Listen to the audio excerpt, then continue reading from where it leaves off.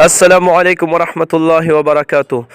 ملګرو په دې ویډیو کې به تاسو ته داسې آیاتونه داسې دعاګانې داسې عملونه درخایم چې د دې په برکت سره به تاسو الله تعالی د هر قسم جادونه او بد نظرۍ نه الله تعالی محفوظ ساتي.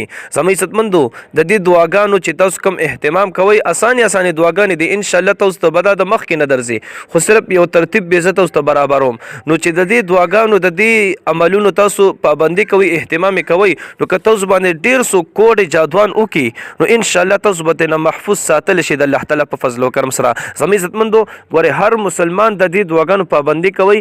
نن سبا دا جادوان او دا کوډ جادوان دا تعویذونه دا ډیر زیات شوي دي. هر انسان په زړه کې بغض پروت دی، د انسانانو سره بغض ساتي، د خپل مسلمان ورور سره بغض ساتي چې دی په بیا تعویذونه وکي کوډ جادوان په وکي دا قبل مسلمان په تکلیف کې واچي پریشانو کې ور واچي. نو زموږ عزتمندو د برای کرم دا کومې دعاګانې چې زه تاسو ته درخایم د دې دعاګانو خامخا پابندي کوئ چې الله تعالی تاسو د دغه شرپسنده او دغه تکلیف رسونکي خلکو نه الله تعالی تاسو محفوظ ساتي. دی که تاسو باندې بیا هر قسمه جادوان وکي کوډ جادوان تعویذونه در باندې وکي نو ان شاء الله تاسو باندې د الله تعالی په فضل او کرم سره اثر نه کوي. نو دعاګانې انتهایی اسانه دي، توجه سره دا ویډیو تر اخره پورې وګورئ. ټیک شو خجی؟ نو راځو اول د وظیفې نه مخکې دعاګانو نه مخکې دا یو خبر وسره یاد ساتئ. کم انسان چې زموږ عزتمندو د فرایض منځونو پابندي کوي، د واجباتو پابندي کوي، د حرام کارونو نه ځان محفوظ ساتي، دغه شان د زنا نه او د ګناهونو نه ځان محفوظ ساتي، ته باندې بیا هیڅ قسمه جادو اثر نه کوي.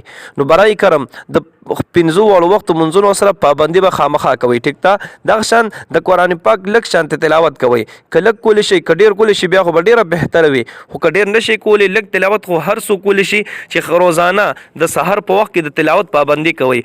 کنیمه سپاره ویل شي کپاو سبق ویل شي خو د تلاوت پابندي کوي نو تاسو به الله تعالی د هر قسم د کوډ جادوانو او د تعویذونو نه الله تعالی محفوظ ساتي. ټیک شو؟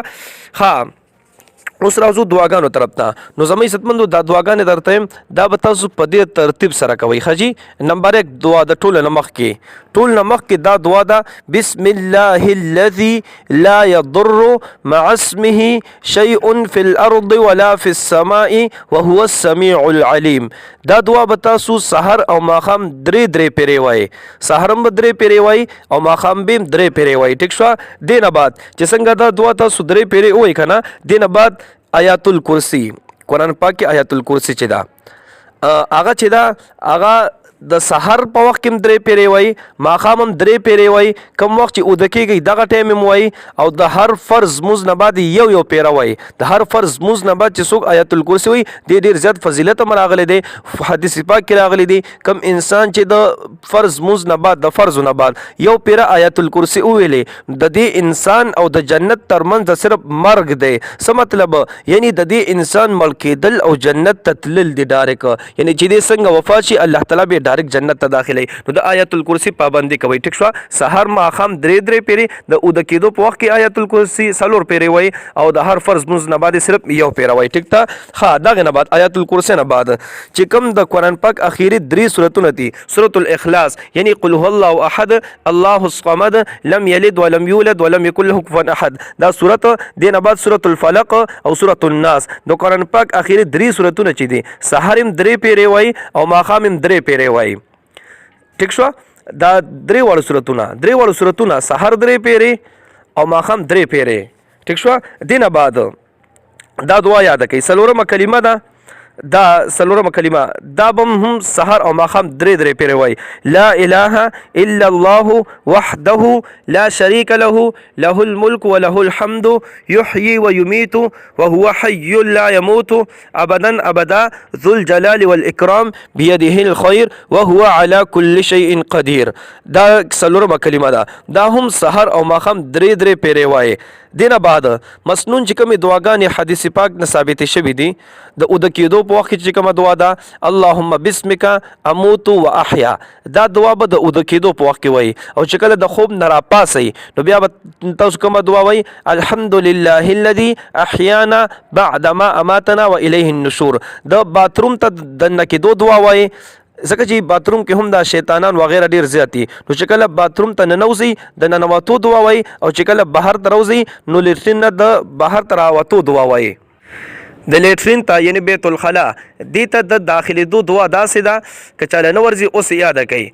لومبی به وایي بسم الله الرحمن الرحیم اللهم انی اعوذ بک من الخبث والخبائث. ټیک شوه، دا دعا به ووایي. چې کله بهر ته بیا روځي که نه د لیټرین نه خپله تقاضه پوره کړي، هغې نه بعد چې کله بهر ته روځي بیا به دا ووایي الحمد لله الذي اذهب عني الاذى وعافاني.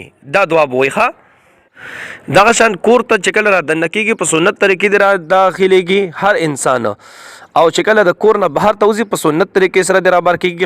خپل دعاګانې دي دغه دعا وایي. چې کله بهر ته وځي دا دعا به وایي بسم الله توکلت علی الله لا حول ولا قوة الا بالله. بس دا یو څو دعاګانې دي. دا دعاګانې چې مې درته وښولې په دې ترتیب سره د دې دعاګانو اهتمام کوئ، نو انشاءالله تاسو به د هر قسم جادو د اثر نه الله تعالی محفوظ ساتي. او اخیری خبره پکې سورة البقره قرآن پاک کې چې کوم لومباني صورت ته الحمد نه بعد چې کوم صورت ته د دې پابندي کوئ، په کور کې د دې تلاوت کوئ. او ضروری نه ده چې په یو ورځ کې ټول صورت وایي، ځکه چې دا خو 2 نیمې سپارې ده. نو بعضې ملګري بیا د دې نه یېرېږي چې دا مونږ څنګه یو ورځ کې دا ټول صورت هر ورځ وایو. نو زما عزتمندو ضروری نه چې په یو ورځ کې ټول صورت وایي، نه بلکې ابتدا نه شروع کوي، الف لام میم نه شروع کوي تر اخره پورې رسوي. که 2 ورځو کې ویل شي، که 3 ورځو کې ویل شي، که 4 ورځو کې ویل شي، 5 ورځو کې، که 1 هفته کې ویل شي، که 2 هفتو کې ویل شي، چې څونه تاسو ویل شي لږ لږ وایي. ابتدا نه شروع کوي تر اخره پورې چې کله رسي نو په بل ورځ باندې بیا د سر نه شروع کوي. بس د کم کور کې چې د سورة البقره تلاوت کېږي نو انشاءالله کوډ جادوان به په اثر نه کوي، بد نظري به په اثر نه کوي، بلکې چې کم انسان بیا په تاسو باندې تعویض کوي الټا بلا په هغه باندې اثر کوي. نو د دې پابندي به کوي. ټیک شوه. او وسره ټول نه اخیری خبره یو دا وری، تاسو به دې کې حیران او شئ. دا حدیث نه ثابته ده کم انسان چې سحر په نهر باندې اوه کجور خوري، اوه کجورې چې خوري د باندې به هم هیڅ قسمه جادوان وغیره اثر نه کوي. ښه دا صحیح حدیث نه ثابت ده. حدیث شریف کې خو اجوا کجور راغلی ده، خو مفتیان کرام فرمایي چې هر یو کجور کې دا اثر شته دی چې انسان سحر په نهر باندې اوه کجور خوري، اوه کجورې، نو د باندې به کوټ جادوان اثر نه کوي.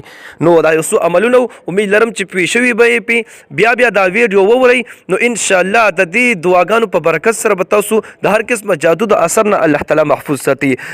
دې نه بعد چې کومه راتلونکې ویډیو ده هغې به انشاءالله بیا د تاسو سره داسې دعاګانې در شیر کوم چې دا خو هغه دعاګانې وي چې دا چې اوس مې درته کومې وښولې چې په تاسو باندې جادو به اثر نه کوي. اوس که چا باندې جادو شوی دی دی به بیا کمې دعاګانې وي، دا به دې نه بعد راتلونکي ویډیو کې انشاءالله زه تاسو سره شیر کوم. ټیک ته الله رب العزت مو خوشحاله باد ساته. دعاګانې کوئ، دعاګانې به کوو. الله په امان.